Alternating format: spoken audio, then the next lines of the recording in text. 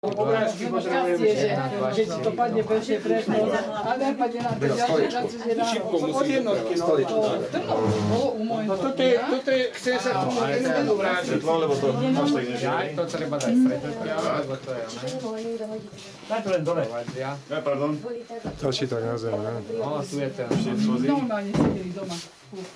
Ďalší, tu je tá tvár vedľa toho. To neviem, čo bol taký obrázok. To bolo v Kenwoode 2001 či 2000. V roku 2000 sa to objavilo v Kenwoode a taký mladý chalanisko, Tomáš, niekto ho poznáte, Tomáš Pavlík, to zhodou okolností študoval na americkom gymnáziu, mali počítače a napadlo ho, že v tom kotúči je vlastne zapísaná dvojková sústava. Tak to rozpísal, predviezol do anglického jazyka a vyšlo mu, že neverte nositeľom falošných slubov a ja neviem čoho. Tu nás vonku je ešte dobre, váš čas ešte príde, prenos ukončený. Tam vyčítal z toho. V normálnej dvojkovej sústave je zapísané, tá Boolova algebra platí vlastne pre celý vesmír. To je vlastne z elektriky zapnutý a vypnutý kontakt. Takže no on to ešte toto dá zvaknúť ďalej? Áno, ešte je tam. Toto je vlastne ten detail, keby ste sa niekto chceli pohrať, má to 8 bitov, je to rozdelené, on na to tak došiel, no ale paradoxom je na tom to, že tento chalan išiel študoval na vysokú školu a nechcelo to už viac ani počuť, lebo že sa mu posmievajú kolegovia. Tak absolútne z toho vyšiel, jeho otec je sa strašne nadšený, ten zase vyriešil všetky piktogramy hneď, ako vznikajú, ako sú, odkiaľ sú také celkom zaujímavé závery, ale to sú tak trošku divoké. Slúbil, že príde, dneska mal byť aj tu. Jaký veľký jeden taký pán. Tebe poslal potom, ste sa kontaktovali, no ale potom som videl ďalšie také podobné verzie toho prekladu, že sú tam už nič viac. Aj to je on, to je Tomáš. A je taká novinka toto. A nechce to načítať. Toto áno, no, toto zvykne robiť aj u mňa. Ten Tomáš a tam je ten preklad. Skúste to dať naspäť a ešte raz. DVD, aha, skús to tak, no. Že tam a späť, potom sa to zobrazí, no. To niekedy urobí taký zásek, že zase áno, aj u mňa to zvykne robiť DVD prehrávačka. No čo povedala? Za pol hodinu sa vráti. Ani Bohovi. Tak asi nie. To ide za pol hodinu z kameňa. Možno je špinavý, alebo čo? Ešte je tam jeden obrázok, či no, neviem? môže byť, že je Snad tam. bankárnik, ona príde za pol hodiny s tým kameňom. Áno, toľko som mu provokoval, že príde. Že ho predsa len dones. Aha, Tu je to v angličtine, teraz je to. napíš, doviete anglicky, môžete čítať. A kto nevie vôbec. A to neviete anglicky, to máte za jedno. Čítať môže, tak či tak. Tak si môže namýšľať, čo chce, nie? A to je tento máš, Čítať ne? vieme. Áno, to je on. Neberte falošným slubom a nositeľom falošných odkazov. Váš čas ešte len príde. Áno. My sme tu, také niečo a prenos ukončený. A ešte verte, nie? To Verte, Biliu, to je verte. No odkiaľ vieme, že ktorý odkaz je Verte, že- ktorý iný. Čo keď tento je falošný, ne? To sa ľahko povie. Dobre. No a teraz... Ešte prvý neviem, čo sme videli. Každý Prvý, si ukazuje jasné, na to. pravda. Aj to je to srdiečko. Jak je to veľké vlastne? To To srdiečko. piktogram. Aký je polomer alebo priemer? Keď beriete, že toto má 6 metrov, toto. Aha. Tak to musíte vypočítať. Dobre, v poriadku, mi to stačí. Je to obrovské, no, skrátka. To má 6 metrov, tieto rozchody. To sú tie poľnohospodárske koleje. Áno, áno, to sú. Podľa toho sa to dá učiť. Trošku si také dvoje. Ale mal som aj iné, ale to, ja by som hovoril, nechcel som nosiť všetko, čo mám ja mám tak... Ide to von? Ide niečo iné? No nie, už budeme končiť piktogramy, lebo nechcem s tým otravovať. Chcel som prehodiť trochu už inú tému. Áno. Chcel som, preto je to vlastne aj Miro. Nech sa páči. Bol tomu obal, teraz neviem, nepamätám sa. Ja mám mám tu ešte jednu otázku, pán Karli. Zaujímavé, že čo máme doma rôzne, teda ja mám veľa UFO magazínov doma, tých starých, Áno. čo sa ešte vydala. Teraz čítam maďarské, pretože vždy mi odkladajú inú možnosť. Vychádza nemám. ešte maďarsky? Áno, nosia mi, no proste mám. A tie staré kadejaké brožúry, čo sú aj knihy, tam píšu Vypnúť? o týchto Amerike, čo robia so zvieratami, čo nájdú ten dobytok dokaličený. Jak to, že u nás to ešte nepokúsili sa, alebo nepočuli ste o tom? U nás to ešte nebolo. Existuje taká teória. Že? Existuje taká teória, že v 53. a sa stretol Eisenhower so zástupcami 5 civilizácií na nej americkej vojenskej základne, neviem, jak sa volá momentálne. No, o to nejde. A tam sa pravdepodobne ako ponúkali mimozemšťania, sa to volá mimozemšťania pozadí vlády USA. Je to taká brožúra, Ríšo som mu dal, nedal? Ja ju mám, už dávnejšie som ju mal. A tam proste ponúkali mimozemšťania energiu, ktorá by, respektíve tak, žiadali nás, aby sme sa prestali hrať s jadrom, aby sme prestali robiť jadrové pokusy. Totiž to sa to udialo tesne po Hirošime. Áno. Začala obrovská invázia UFO, sa začala objavovať. V štatistikách sa objavilo veľké množstvo, možno len preto, že ľudia pozorovali, ale možno kvôli tomu. Ale keď beriem do úvahy Černobyl, ktorí sa tiež objavili. No. A tu máš vysvetlenie, prečo sa objavili na Tomko. No, jasné. A teraz oni tvrdia, v tej knihe sa tvrdí, že bola proste dohoda s 5 mimozemskými civilizáciami, ktoré sa tam stretli so zástupcami amerického armády a vlády. Sám Eisenhower sa toho zúčastnil, lebo v tom období akože bol niekde na dovolenke a pritom nikde nebol. To sa tam dokazuje v tej knihe. Nechcem tú autentickú knihu popierať, ani ho nejakú predstavovať, lebo ja neviem. No a tam oni nám teda na základe toho ponúkli energiu, čistú energiu. Ale aby sme sa zdali jadrových pokusov. A americká vláda pravdepodobne, ako píše ten autor, odmietla to za túto cenu, nakoľko povedali, že by nemali účinné zbrane voči takýmto agresorom. No, tak proste sa nedohodli, ale skupina malých šedých, o ktorých sa stále hovorí, tí urobili tajnú dohodu s vládou Spojených štátov, s určitou skupinou tej vlády, kde sa dohodli, že oni nám niektoré technológie ponúknú, teda pomôžu, uvoľnia, na ktoré my máme, je darmo, že my ovládame, čo je to, keď to nevieme vyrobiť. Musíme mať to výrobné prostriedky, nemáme fabriky, nevieme to ešte urobiť. Niektoré veci, ktoré sú schopní tí Američania produkovať, tí dostanú a my za základe toho pomôžeme, aby mohli robiť výskum na zvieratách. Nakoľko ich genetický kód je už mŕtvý. Lebo už sú není schopní, však u nás hrozí to isté. Keď počúvate, že teda potencia mužov klesá. No, videl som to už, ale to bude inde. Kde to bolo? No, takže tam bola táto dohoda. Ale keďže oni časom túto dohodu porušili, začali unášať aj ľudí. Títo zvieratá, že brali, a preto je to len na americkom území. Oni proste, tamto majú dovolené. Unášajú ľudí, kde chcú. No ale to slovo dovolené sa mi veľmi akože nestále, oni si robia čo chcú. Keby, ja som dneska doporučujem vám jednu knihu, ja som ho dneska požičal Vierovi. Môžeme ukázať, no máme. Volá sa to Gambit Mahatmu, sa to volá. Viete, čo je Gambit? Gambit je zo šachu. To je šisté. Áno, šachový. Gambit Mahatmu. Hore nohami trošku. Mahatmu sú zasvedení, alebo znali. A táto kniha je tak divoká aj pre mňa, že ja nechcem veriť, čo je tam popísané. Ale práve, že o tom tu ide, že my si musíme pravdepodobne podľa tej knihy uvedomiť, že vôbec nie sme stvorení Bohom ako, a Bohmi sme stvorení, ale Bohmi ako takým. A on tam tvrdí, že naša planéta už bola niekoľkokrát obývaná, rôzne civilizácie, že Mars bol obývaný, Venuša bola, a bola tu nejaká planéta Timia, ktorá sa zražila z Nibiru a z toho vznikol Mars a Venuša a rôzne iné veci, tamto v nej je popísané. To astronómovie, tí by padali, tí by boli úplne v šoku. Lebo to je nepredstaviteľné, aká tá mechanika by musela fungovať. Ale oni tvrdia, že napríklad aj náš mesiac bol použitý ako dopravný prostriedok do našej galaxie. To je úplne nepredstaviteľné pre nás. Ale tento autor, Ivo Wiesner, je to nejaká 90-ročný pán, ktorý prešiel všetky archívy, ktorý ovládá asi 5 jazykov, navštívil egyptské, vatikánske a odvoláva sa na autorov, ktorí to publikovali v rôznych svojich prácach.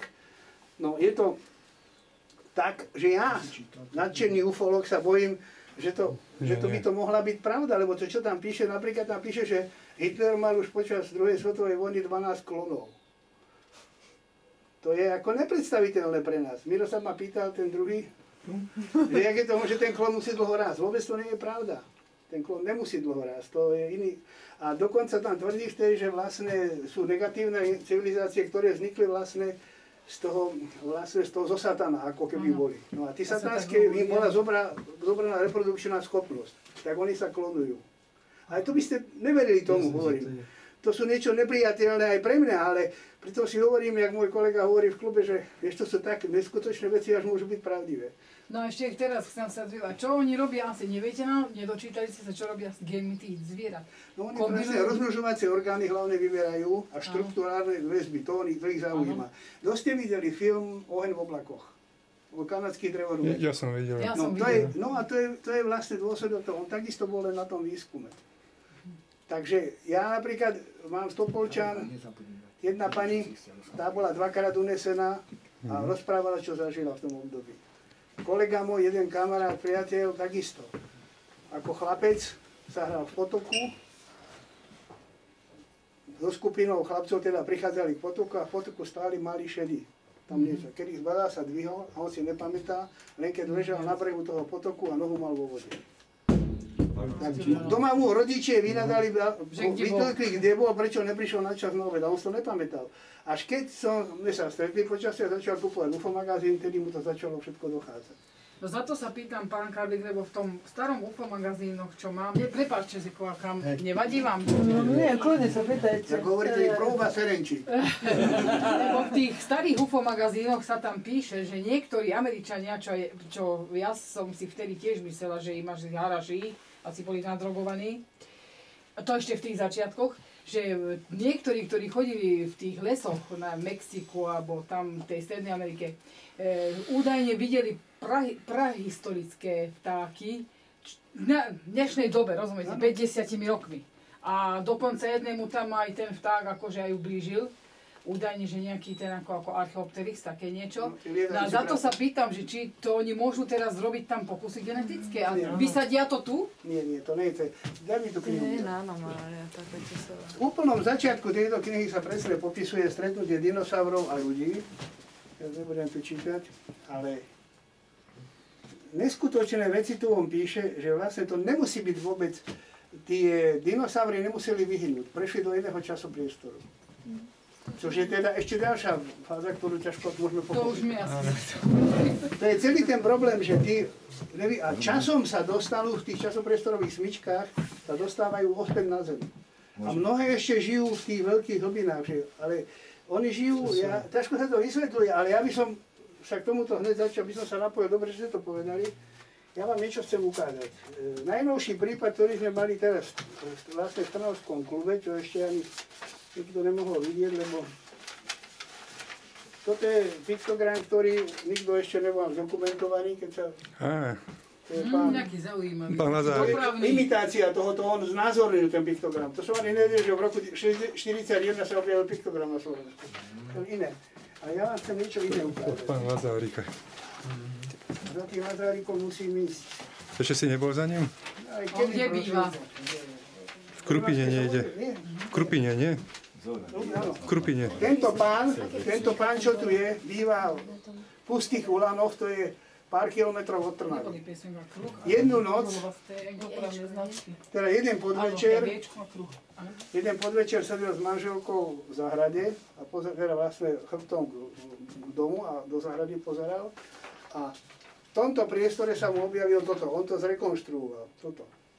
Trvalo to asi 3-4 sekundy, takýto objekt. Oni boli v šoku, oni ostali len nejaký závan a len praskot, nič viac. To sa objavilo a za chvíľečku to zmizlo. To je kreslené, alebo to je hore? To on dokreslil. On to bol tak je s tým nadšený, že on to proste vyrobil z dreva. Vyrobil, to je hodne veľké, lebo to má vinič on. To na tú fotku potom nainštaloval. Jeho to tak chytilo, že ho proste vyrobil, aby sme teda vedeli, že ako to... Tu boli nejaké 2 vlnovky ešte. A hovorí, už som vás len preto zavolal, že to už je tretia vec, ktorá ma teda núti, aby som vám to povedal. Začalo to asi 10 rokov predtým, kúsok za tou záhradou. Toto to nie je moc dobre vidieť. Kúsok, tuto je záhrada a za mnou je plot a sú tam 2 orechy. A hovorí, oni asi keď ten dom odkúpili, lebo to zrekonštruovali, tak v tej záhrade stojí starý orech a úplne mladý orech bol naproti neho asi takom 5-metrovom priestore nasadený nový.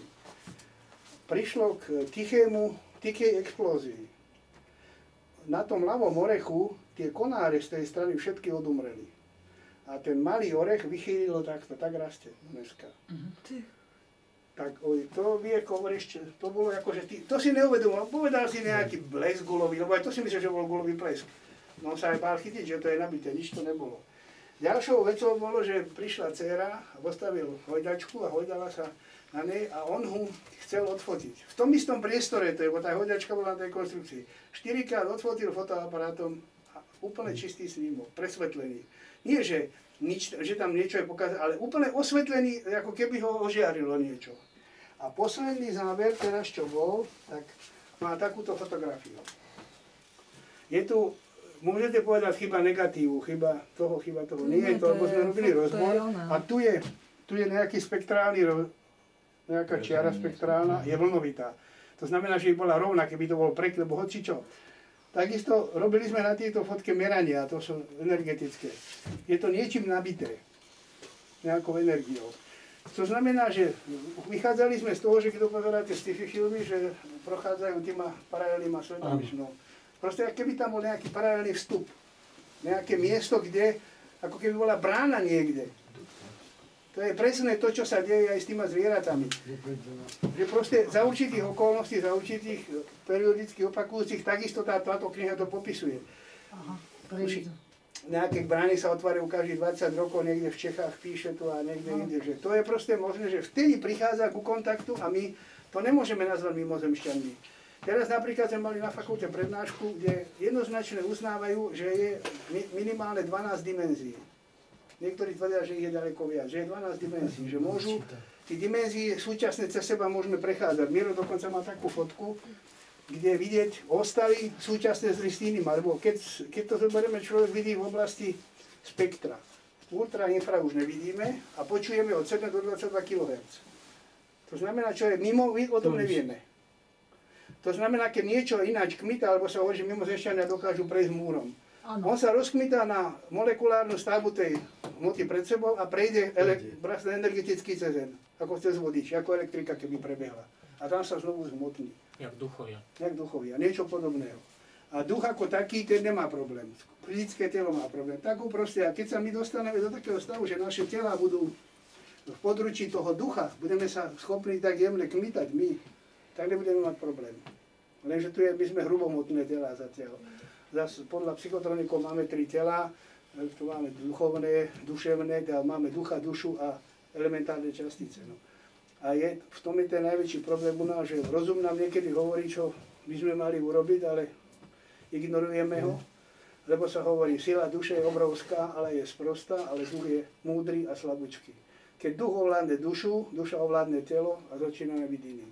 A to je veľký problém. A to je vlastne zase ten problém toho, že sa tvrdí, že nás teda vyklonovali, či už to boli obyvatelia planéty Nibiru, alebo to boli iní, ktorí nás vytvorili z primátov, čo tu boli. Prišli a potrebovali pracovníkov do bany. Zachariáš Sitchay vo svojej knihe hovorí, že podľa hlinených tabuliek toho klinového písma z oblasti Sumeru, teda Perzie, vo Babylónie, Mezopotánie, tvrdí, že je napísané jednoznačne, že tu pristáli obyvatelia planéty Nibiru a potrebovali pre udržanie atmosféry zlato a ortuť. No.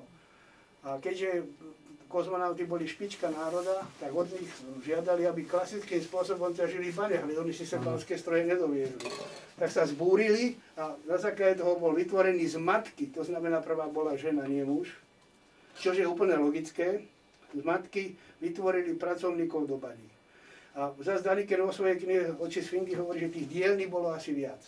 Lebo berme kultúru Čínanov, Japoncov, Korejcov, sú iní aj stavou, aj sú iní kultúrou od nás. To znamená, keby sa boli vyvíjali od človeka, ja neviem, neandertalského a kromagonského, cez homo erectus a ja neviem, erectus a takýto, erekcia to je iné. Sa mi tí